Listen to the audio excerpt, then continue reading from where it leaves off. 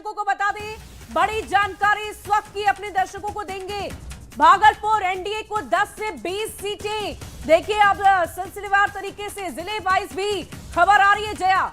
बिल्कुल, और भोजपुर देखिए एनडीए को यहाँ भी बड़ा, सीमांचल में एनडीए को 25 से 35 सीटें। क्षेत्रवार ये जो आंकड़े आए हैं वो हम अपने दर्शकों को दिखा रहे हैं। मगध एनडीए को 25 से 35 सीटें, मिथिला की बात की जाए एनडीए को 25 से 35 सीटें। आंकड़ा ये बेहतर दिख रहा है और ऐसा लग रहा है कि एनडीए का जादू चला है। वाकई और तिरहुत प्रखंड की बात कर लें, एनडीए को 15 से 25 सीटें मिलती नजर आ रही है।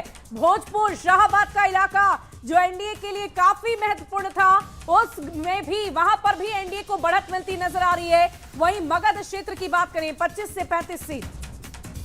बिल्कुल, लगातार ये सीटें दिखा रहे हैं और क्षेत्रवार आप देख रहे हैं। मिथिला एनडीए को 25 से 35 है और भोजपुर की बात करें वहां पर भी एनडीए के पक्ष में माहौल दिख रहा है। वाकई अभिरंजन जी, लगातार आप हमारे साथ जुड़े हुए वरिष्ठ पत्रकार हैं। सबसे पहले तो सिलसिलेवार ढंग से हम जिलेवार तरीके से चर्चा करेंगे ही, लेकिन अगर राष्ट्रीय जनता दल की बात करें, तेजस्वी यादव ने बहुत कड़ी मेहनत की है, इससे तो कोई दो राय नहीं है। इसमें 189 रैलियां बहुत बड़ी बात होती है। लगातार जनता के बीच वो जाते रहे, तो आखिर कहां पीछे रह गए? क्यों जनता उन पर भरोसा नहीं कर पा रही होगी, या जो ये एग्जिट पोल के आंकड़े हैं वो उनके पक्ष में जाते नजर नहीं आ रहे होंगे? क्या फैक्टर्स हो सकते हैं?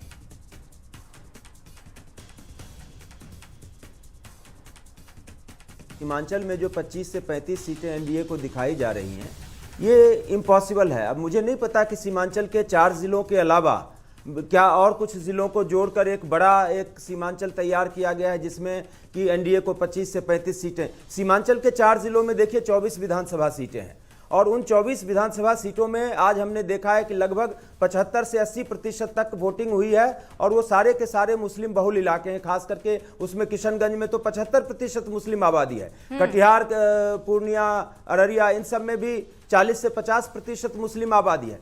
तो सीमांचल में ये पॉसिबल नहीं है कि एनडीए को 25 से 35 सीटें मिल जाए। मुझे लगता है या तो कोई टाइपो एरर हुआ है जिसको आप एक बार क्रॉस चेक करवा लें, या फिर अगर इस तरह का है तो मुझे लगता है कि इसमें सीमांचल का आकार इन्होंने शायद बढ़ा दिया है, कुछ और जिलों को उसमें शामिल कर दिया है। अब जहां तक राष्ट्रीय जनता दल की देखिए बात आती है, उसमें राष्ट्रीय जनता दल में मैंने एक चीज कही कि इनके जो वोटर्स हैं वो बड़े अग्रेसिव और बड़े कमिटेड हैं। ठीक है, इस बीच एक और बड़ी खबर आ रही है, वो बड़ी खबर अपने दर्शकों को देते हैं। देखिए क्षेत्रवार आंकड़े क्या हैं वो हम अपने दर्शकों को दिखा रहे हैं और ये बड़ी जानकारी मिल रही है। क्षेत्रवार रख रहे हैं, देखिए आंकड़े। भागलपुर महागठबंधन को 10 से 20 सीटें मिलती हुई दिख रही है। भोजपुर का इलाका महागठबंधन को यहां से 20 से 30 सीटें शुभे। और देखिए सीमांचल 5 से 10 सीट यहां पर महागठबंधन को मिलती नजर आ रही है। मगध क्षेत्र की बात कर ले तो 15 से 25 सीटें महागठबंधन के खाते में जाते हुए नजर आ रही है। वहीं मिथिला क्षेत्र की बात करें, मिथिलांचल की बात करें तो 5 से 10 सीटें वहां भी, और भागलपुर की एक बार फिर बात कर लेते हैं 10 से 20 सीटें। तो जिलेवार तरीके से हम आपको बता रहे हैं एनडीए घटक दल और महागठबंधन के अगर सीटों की बात करें तो किन क्षेत्रों में कहां किसे कितनी सीटें मिलती हुई नजर आ रही है, हमारे एग्जिट पोल के आंकड़े के अनुसार वो हम आप तक पहुंचा रहे हैं। बिल्कुल, और लगातार बातचीत भी हम कर रहे हैं, चर्चा भी कर रहे हैं। राजनीतिक दलों के जो प्रवक्ता हैं वो हमारे साथ हैं। उत्पल जी का मैं रुख करूंगी। उत्पल जी, सीमांचल में जो सीटें क्षेत्रवार हम दिखा रहे हैं 5 से 10 आरजेडी या कहिए महागठबंधन के खाते में, उसको आप कैसे देख रहे हैं?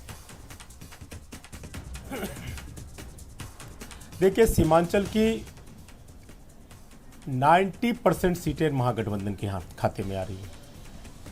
सीमांचल हम लोग गए थे पिछले बार, जिस सीमांचल के जनता और सीमांचल के लोग ने जहां चूक हुई वो उसको स्वीकारे और वो मान रहे थे। सिर्फ जनता की, वहां के जो वोटर हैं उनका मानना था कि सीमांचल की वजह से महागठबंधन की सरकार नहीं बन सकी।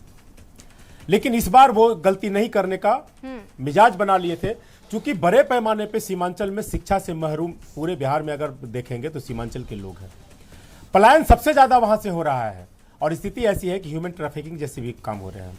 आप देखेंगे कि जातीय जनगणना, जातीय सर्वेक्षण के रिपोर्ट के आधार पर जो 86% युवा जो मैट्रिक नहीं पास कर सके हैं, यह रिपोर्ट में है, उसमें बड़े पैमाने पर सीमांचल से लोग हैं। स्वास्थ्य सेवा से जो वंचित लोग रह गए हैं उसमें भी बड़े पैमाने पर सीमांचल के लोग हैं। आप जिस धार्मिक बहस को छेड़ना चाह रहे थे, वो भूख से लड़ाई करने वाली जो वहां की वोटर हैं, धर्म से भूख नहीं मिट रहे थे उनके, वो ये बात महसूस किए हैं। धर्म से रोजगार नहीं मिल रहे थे उनको। तो जो बात हमारे नेता आदरणीय तेजस्वी जी कर रहे थे, पलायन की, शिक्षा की, स्वास्थ्य की, नौकरी की, और जो सीमांचल के इलाके में विद्यालय महाविद्यालय नहीं है, जो सीमांचल के इलाके में फैक्ट्रियां नहीं खुल सकी है, बहुत उन्नत जगह है, बहुत संभावना है। एग्रो बेस्ड इंडस्ट्री जो मैनिफेस्टो में हम बात किए थे, वहां पे देखिए चाय जैसे क्रॉप कृषि होती है, खेती होती है। ठाकुरगंज जो प्रखंड है उसमें चाय के उत्पादन होते हैं। बताइए, चाय जहां होता है, जहां अनानास होता है, जहां बांस होता है, जहां चावल होता है, जहां जूट होता है, ऐसे क्या बोलते हैं उसको, कैश क्रॉप्स जहां होते हैं, वहां के किसान विपन्न है, उनकी स्थिति बहुत खराब है। और हम लोगों ने मैनिफेस्टो में दिया है कि हम किसान से आधारित जो है ना एग्रो बेस्ड इंडस्ट्री लगाएंगे। उस पर किसान के वहां के लोग भरोसा किए। वो बड़े पैमाने पे मुसलमान वहां पे हैं, वो हिंदू मुसलमान करने से वहां इंडस्ट्री नहीं लगने वाली है, वो लोगों ने महसूस किया है। और इस आधार पे सीमांचल के सारे लोगों ने महागठबंधन में विश्वास कर आदरणीय तेजस्वी जी के नेतृत्व में पूरी तरह से अपनी जो मत है मतदान किया है। और इस आधार पर मैं कह रहा हूं कि सीमांचल से कितना दम है। ये 14 नवंबर को जब ईवीएम का पिटारा खुलेगा तो स्पष्ट तौर पर नजर आ जाएगा। लेकिन लगातार हम अभी चर्चा यही बात तो मैं कह रहा हूं, एग्जिट पोल है, एग्जैक्ट पोल नहीं, बार-बार अपने दर्शकों को 65 घंटे देखिए, आवाज पहुंचा रहे हैं। 65 घंटे के लिए अरविंद भाई को खुश रहने दीजिए, हमारे अच्छे मित्र हैं। के लोगों ने भी बताया जी। तो ये जो तस्वीर इस वक्त आपके लिए सुखद है, ये कह रहे हैं कि आंकड़े बदल जाएंगे। ये 14 तारीख को जब आंकड़े आएंगे तो उनके पक्ष में आएंगे।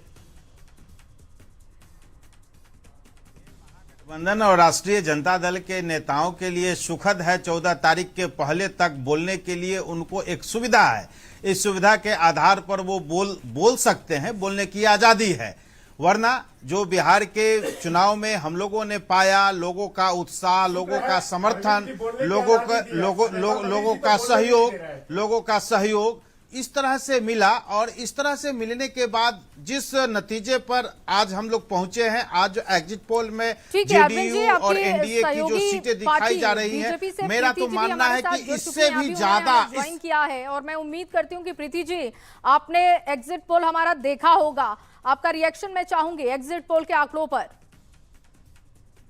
जी, ये जो एग्जिट पोल अभी दिख रहा है ये टीवी स्क्रीन पर, इसमें एक बात तो स्पष्ट है कि महागठबंधन इस बार सरकार बनाने से एग्जिट होती हुई नजर आ रही है। और जो वो लोग दावे कर रहे थे लगातार कि इस बार एंटी इनकम्बेंसी है, हर तरफ जो है बढ़ता हुआ मत प्रतिशत इसलिए हो रहा है क्योंकि सब लोग नीतीश सरकार को हटाना चाहते हैं। लेकिन ये बात बिल्कुल भी उलट नजर आ रही है एग्जिट पोल में। अब तो हम लोग सरकार बनाते हुए नजर आ रहे हैं और इस बात को लेकर पूर्वानुमान भी था। और एनडीए घटक दलों के सभी नेतागण लगातार इस बातों को कह रहे हैं, रख रहे हैं कि मोदी नीतीश की जोड़ी यहाँ पर हिट भी है, फिट भी है और अब तो सुपर हिट होने जा रही है। प्रीति जी, बिहार में भी जानना चाहेंगे, भले ही गठबंधन में आप हिट नजर आ रहे हो, लेकिन ये जेडीयू बड़ी पार्टी है, हमारे आंकड़े में नजर आ रही है, बीजेपी पीछे होती नजर आ रही है। क्या मेहनत में कोई कमी रह गई क्या? दोस्ताना तरीके से चुनाव लड़ा, सभी घटक दल के लोगों ने एकजुटता के साथ चुनावी मैदान में अपनी रणनीति को धरातल पर उतारा है। और इसमें कौन दल कितनी सीटें जीतता है इससे ज्यादा महत्वपूर्ण यह है कि सब मिलाकर कितनी सीटें जीतते हैं। और हमको लगता है कि ये जो एग्जिट पोल कई आ रहे हैं उसमें से हम 160 सीटों से कम तो नहीं ही जीतेंगे, उससे ज्यादा ही जीतेंगे। ठीक है प्रीति जी, बड़े फैक्टर बता दीजिए, कौन से वो बड़े फैक्टर हैं जिसने काम किया है आपके पक्ष में, और कौन से वो बड़े फैक्टर विपक्ष के लिए हैं जिसके दावे तो विपक्ष कर रहा था लेकिन वो काम करता हुआ नहीं दिखा? बहुत जल्दी से बताइएगा। सबसे पहला फैक्टर है कि महिलाओं को सम्मान मिला, रोजगार मिला, आर्थिक रूप से उनको स्वावलंबी बनाया गया। दूसरा, युवाओं को रोजगार मिला, उनको सरकारी नौकरियां मिली, उनको आरक्षण का लाभ मिला।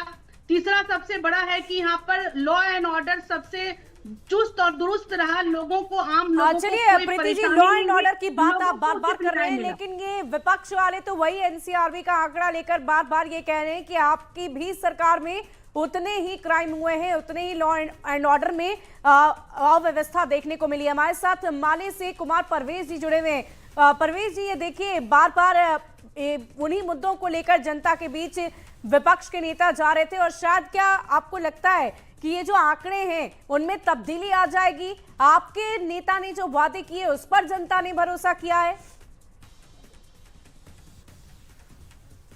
कि एक बात तो आपने जो ब्रेकअप दिया, वो ब्रेकअप से कुछ अजीब सी चीजें पैदा हो गई।